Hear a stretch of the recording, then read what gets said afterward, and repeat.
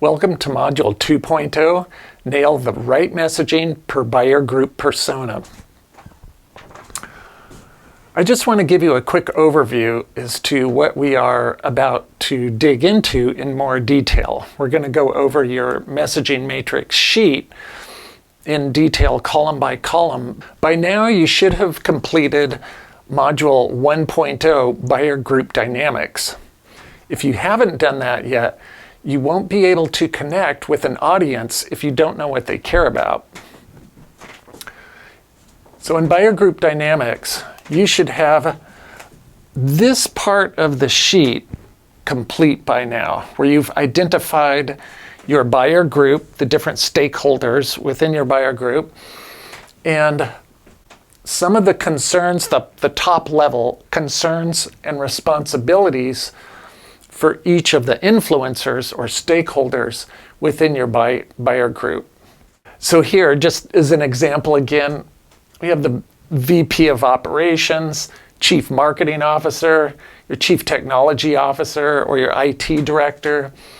We've identified pretty much their job description, some bullet points off of that, some of what their concerns might be, especially as it relates to your product or implementing your product.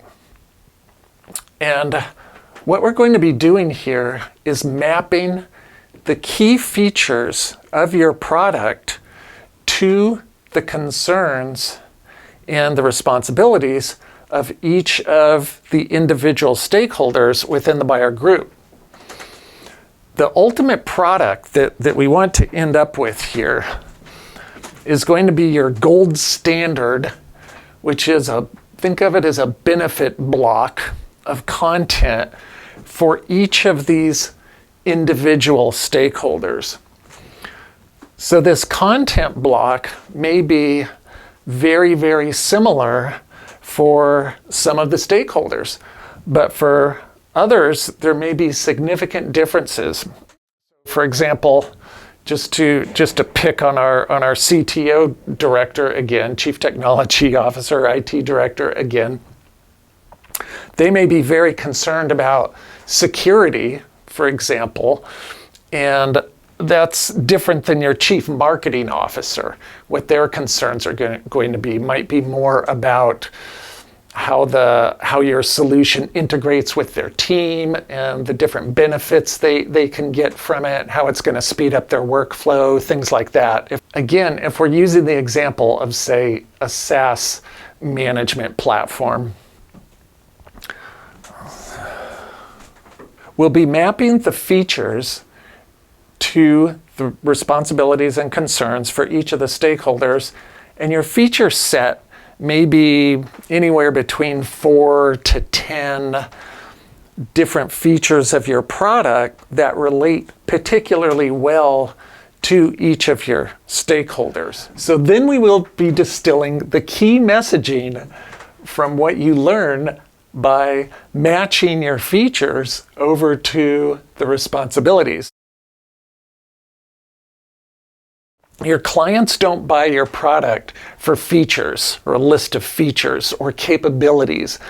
They buy your product for benefits, what it can do for them. You've heard this a million times before, either the problem that it solves, the pain point that it solves, but also the opportunities that it can present, the empowerment or the capabilities that your product can deliver. So within the gold standard block of benefits, you're going to have a headline that captures high-level benefits with your product as it relates to the stakeholder. And it could be something fun or witty or clever. It certainly doesn't have to be. If it doesn't flow out naturally, just go with direct benefits. Just be very direct and clear. Your subhead is a few more words that expand on your headline.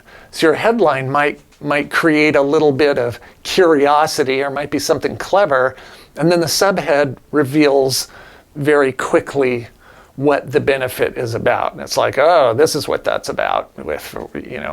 So And then under the subhead, you'll have at least 3, ideally 4, no more than 5 different benefit bullet points underneath your subhead. So your gold standard benefit block will be used consistently across a variety of content that you'll be producing, such as your website above the fold, your solution brief, pay-per-click advertising, one-on-one sales presentations that you do. When this block is used consistently, it gives your audience a sense of continuity, and it evokes trust and capability. And because it's repeated across different pieces of your content, it helps your stakeholders remember your messaging. During the 3 to 12 month sales cycle, for when the stakeholders are considering your solution or trying to get consensus or trying to get their budget together or all the different things that they do, this benefit block helps accelerate that deal by giving your stakeholders direct, positive information about your brand and builds positivity around your brand. The strategy here is, instead of sending out a blast of emails to a very large list, 10,000 a day or whatever it is that AI can do these days, you're going to be much more strategic in building brand positivity. After you feel pretty good about the content that you've come up with for your benefits for the stakeholders in your matrix here, you should run this sheet by your product development team, senior leadership, maybe people on your sales team, to give it a sanity check to make sure that the benefits are real, that this is actually what you can do and what you are delivering. Only because once you get rolling with all of this, it's going to be distributed across so many different materials. And also because this strategy here is one of the cornerstones of your marketing foundation. Just like doing your buyer group dynamics is a cornerstone of your marketing foundation, this is the next cornerstone, developing your messaging for each of those personas. And then the third cornerstone will be working on the visual communication of your brand and also your go-to-market strategy. Go ahead and download the Messaging Matrix sheet if you haven't done so already. You can get it from the link that's provided with this course video. And when you open this, it's a Google Doc. And when you open this up, you're going to see the columns for the persona job title, responsibilities, concerns, also related product features. Next column would be key benefit messaging structure. And then competitor messaging. And then the very last column will be content ideas. Let's get started here in the first section of your first 3 columns here. This should already look familiar to you from the work that you did on the buying group module or the buyer group module. You're going to see your personas that you have identified, their job titles in the first column. Next column over, you're going to see their basic responsibilities, their top 2 to 4. This doesn't have to be a complete laundry list of all their job functions, but it should have their core, a very high level explanation of their core functions and responsibilities, and also any concerns that you've identified that they may have either within their job function or with your solution, with the product itself, since that will inform the type of content. You'll want to address that in your content on website, solution briefs, and things like that, if there are concerns that you can identify early on for those personas. Related product features. Here you're going to list the 4 to 8 most critical bullet points for your product features that relate to this persona, or it could be the persona's team that your product features might be helpful for or resolve a pain point for. You can brainstorm with your product development team or your sales team to get input for your solution's features. Possibly leadership people within your company could also help you get that. As you're identifying the features, try to identify features that may be different or unique to different personas, such as the example that we gave before of your IT director, your chief information officer. Their concerns are going to be very different than your chief marketing officer. So see if there are features that your product has that addresses those concerns or job responsibilities that relate to them, so they relate to each other. We go along to the next column here, the key benefit messaging structure. So what you're looking for here is a 4 to 9 word benefit-oriented headline, a subhead underneath that could be about 2 lines of text, and I realize that whether it's 1 line or 2 lines are going to depend on how wide you're setting your copy and how large your type font is, all that kind of stuff. So this is approximation. The main goal here is you don't want to have 4 or 5 lines of text for a subhead. It's just too much. So try to fit it into 1 line of text or 2 lines.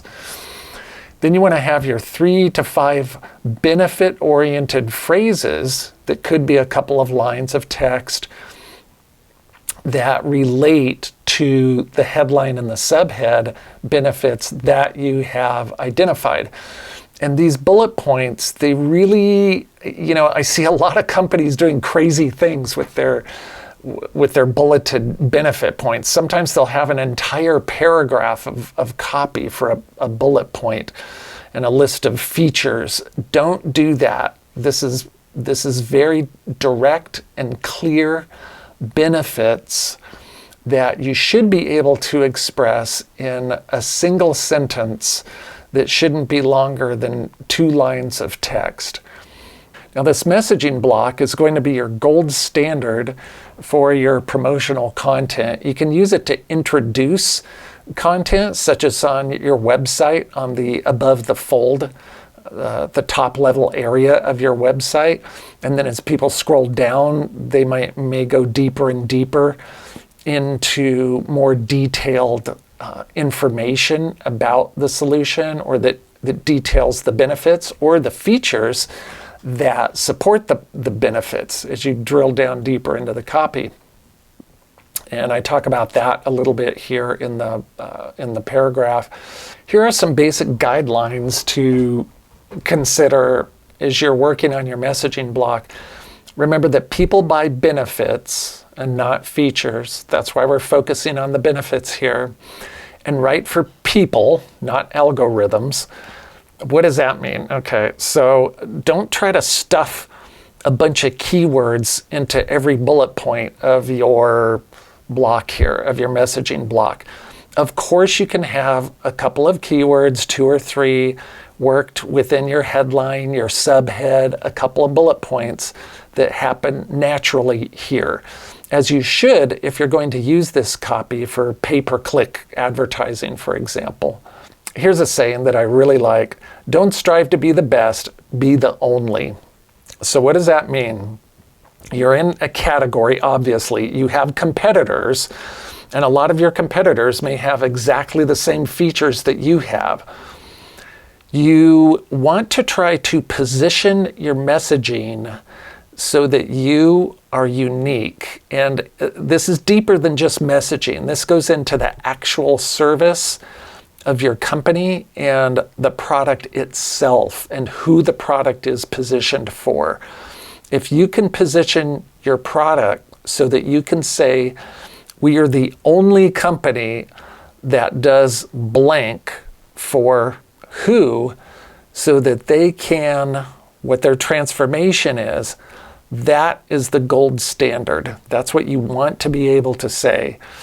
We're the only company that offers such and such solution for, and then directly who you offer this for, and then the transformation that your solution delivers to them.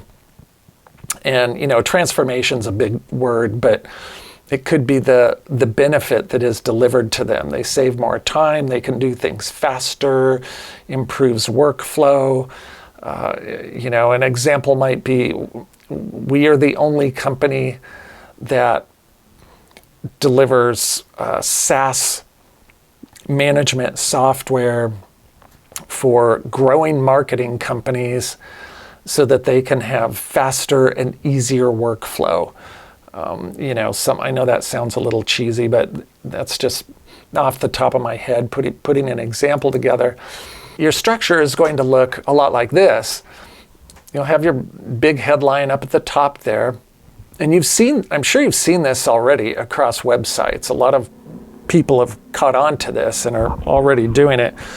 I developed this, at least my version of it, a few years ago after extensive testing, mainly with a very difficult audience, which was the IT audience. And these people, IT directors and programmers, software engineers, cybersecurity professionals, they do not like marketing stuff. They don't like marketing copy. They don't want to read about a bunch of benefits. They are frequently not on social media, and unless it's something kind of deep, Mastodon or Reddit or something that's a very exclusive little subgroup where they're talking about certain, Python or Ruby on Rails or certain software that they're developing or whatever. So they're a difficult group to market to, and I started to develop this standard here, this matrix.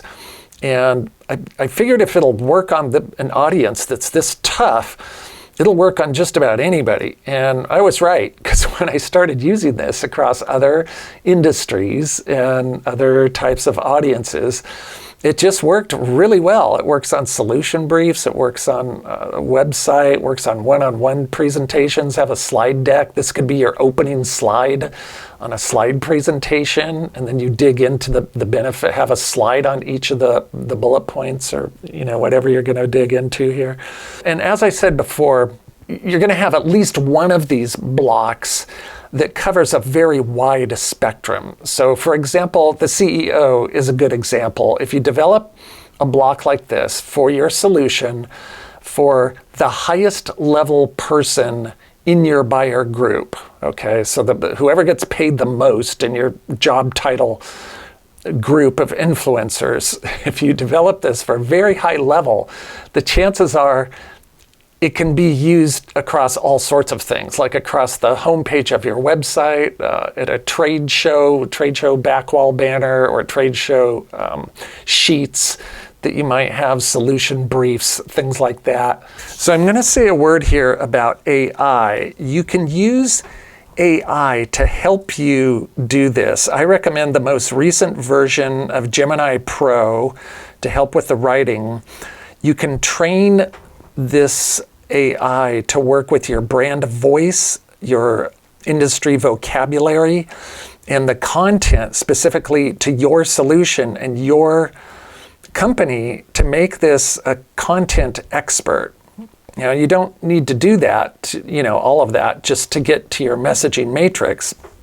To get to your messaging matrix, you can feed in the information such as the job description for one of your personas and some of their concerns, and then feed in from a product sheet that you might have, or a product, like a product features sheet that your development department should have, or something technical like that. You can feed that into your AI along with any other product information your sales team might have, and have the AI match the persona concerns to the solution features, and then ask it to develop benefits from what you are feeding into it. So basically you're taking what things that you have from your first two columns here of the matrix, feeding that into an AI and getting the benefits out of that. Now, word of caution here, do not just blindly use what the AI spits out. sanity check it, use your brain, read through it, double check it with your development team. Okay, so always be skeptical about whatever AI spits out and look for discrepancies. Make sure you can use chunks of it. It's great to get ideas for things and to help you find the vocabulary, the benefit-oriented vocabulary if you're not a writer. Your next column here, it's useful to do a sanity check with competitor messaging.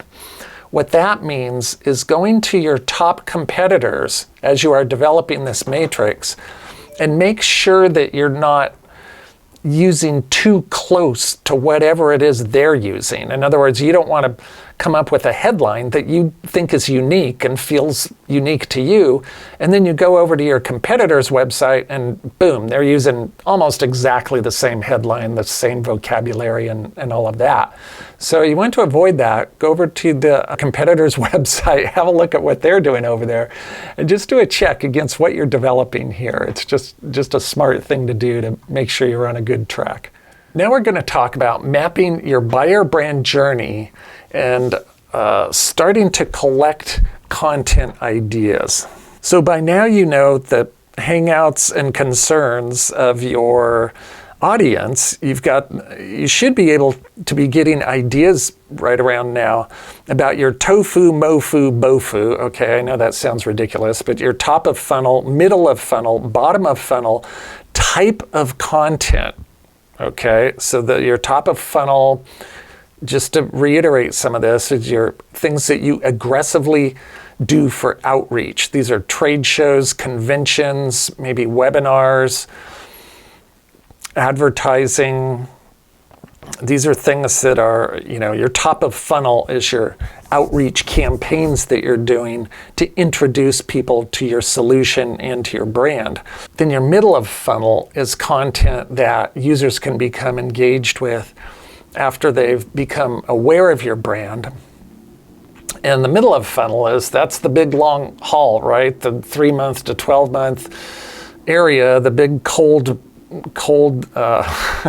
desert zone where you are going to need to keep content happening, dripping every single week to create a positive ecosystem with your brand. And then the bottom of funnel is a lot of that content is developed to helping the sales team have good conversations. So anticipate what the objections and the concerns are going to be with the key stakeholders in the buyer group and get materials together for your sales team to work with. These could be one-on-one presentations, what we call battle cards, solution briefs, things like that.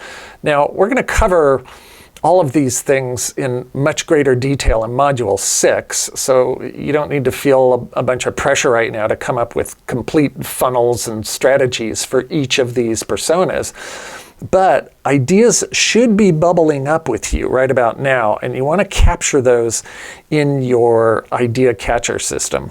Also, if you had any ideas in your buyer dynamics sheet, go ahead and carry those over to here and just double check them. See if this makes sense with the benefits that you are developing, and maybe refine a couple of those ideas. It's okay if this column is disorganized right now. We're going to sort this out and refine it later. Just capture ideas that seem obvious to your market and persona right now. This does not have to have heavy research.